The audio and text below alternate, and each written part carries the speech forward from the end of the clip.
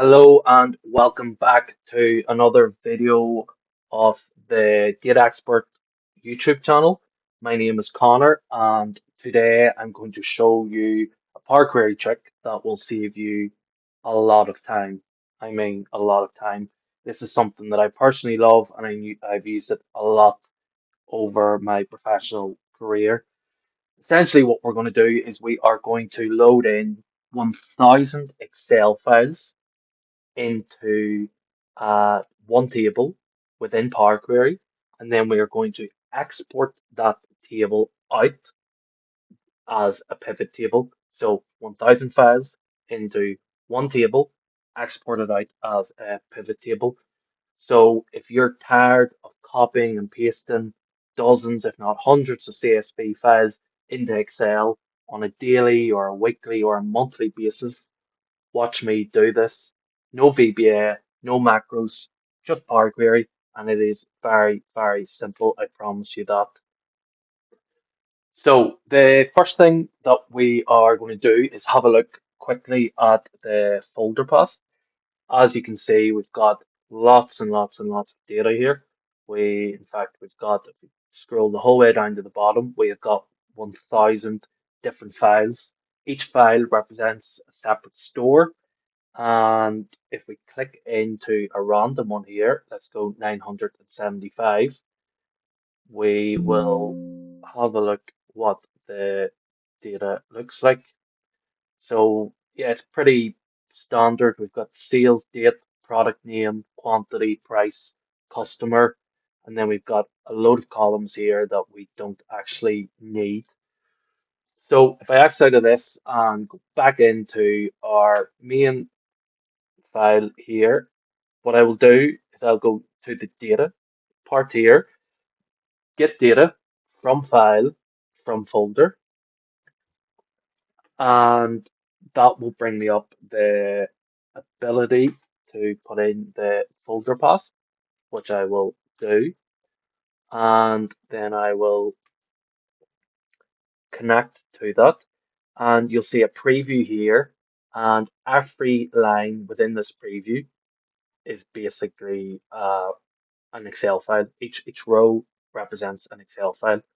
So I'll transform that data, and that preview will come up in more detail. Great. And now to essentially append all of these files. Some people call it append, some people call it union, some people would say stack each file on top of each other. What I will do is I will click here, this button beside the content column, and that will do all of that for me. It shows me a preview of what it will look like. Great. I'll click OK. And now we have done that. So I'm looking here, I can see the data that I had previously looked at. And first thing that I'm going to do is I'm going to get rid of all of these columns. I don't need them. And I'm going to filter the rows to remove anything that is blank. Additionally, to have anything blank here, let me check. No, everything looks good here. Product name, everything looks good here. Yep, so nothing else needs to be filtered. But what I do want to do is I want to change these two columns. I don't want the word product to precede the number. It's all I want is the number. So product name 1, 10, 2, 6, etc. There's a few different ways I could do this, but for this one here, I am going to split the column based on a delimitator. So anybody who's used Excel before will recognize that word. I basically split it. So I'm going to do it on the leftmost delimitator. I'll do that, and I will remove that and rename this to product ID. Same thing on the source. Although I don't necessarily care about the source, I do care about the store number. So I could split it based on the eliminator as well, but in this instance, I think it's maybe better to, what's this? Get rid of that. I think it's better to add a column from examples, from selection. And what this does is it basically uses AI to go into this column and see what it is that I'm trying to do, and it will look for patterns. Now, because all of these rows are for store number 1000, I can't actually see if this is successfully went. However, looking at the formula here, the formula looks good, so I think it will successfully work. And I will click OK. And if we have a look, we can see, yeah, it's brought in all the different store numbers. Now, I don't want this to be called text before or between delimitators. Instead, what I want it to do is call it, I'll call it store ID. And I prefer renaming it here, it's more efficient. But alternatively, if you wanted to, you could rename it here like that. But I'm not going to do that. And then I will remove that. And now what we have is we have the store ID, the product ID, the customer name, the sales date, and put that there, sorry, and the quantity and the price. So I have one or two more things I'm going to do. The sales date, I don't actually care what day of the month it was sold. I only care about what month it was. So I'm going to change this to end of month, and that will change. Oh, that was added a column. I don't want that. Transform date, month, end of month, and that will just show everything as the end of month.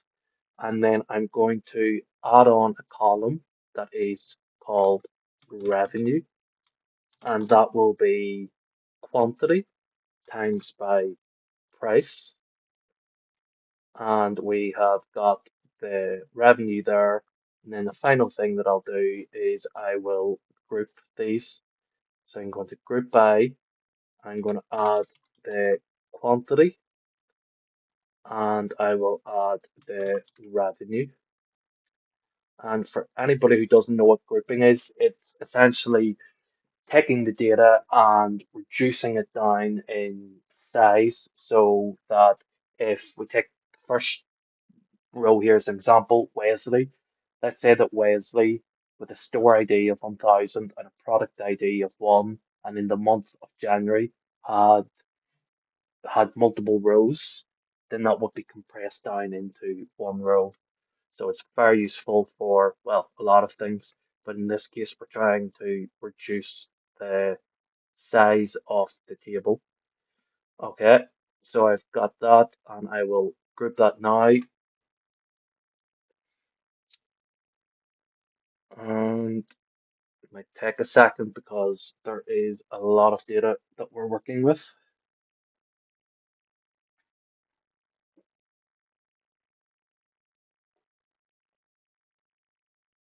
And there we go.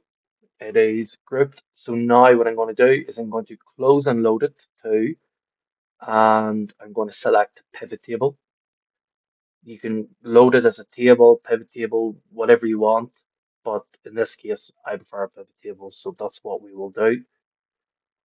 And again, it might take a second because we are loading in 1000 files. That is a lot of data.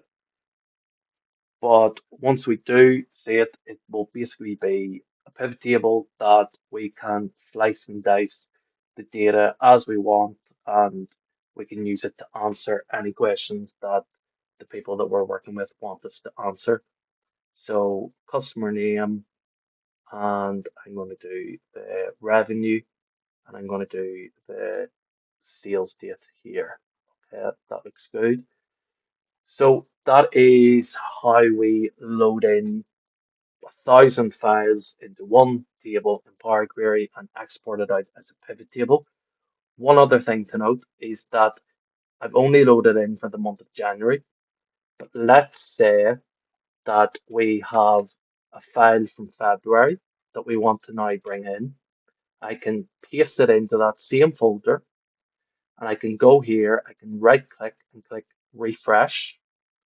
And what should happen is we should see an extra row on this pivot table, and that is for the month of February. So each basically you only have to do this once, and if you do it right, then going forward, you just have to bring in the files and paste it into the folder and refresh, and it will save you a ton of time. And as you can see, I have done that. February's came in and it's looking good. So it is ready for use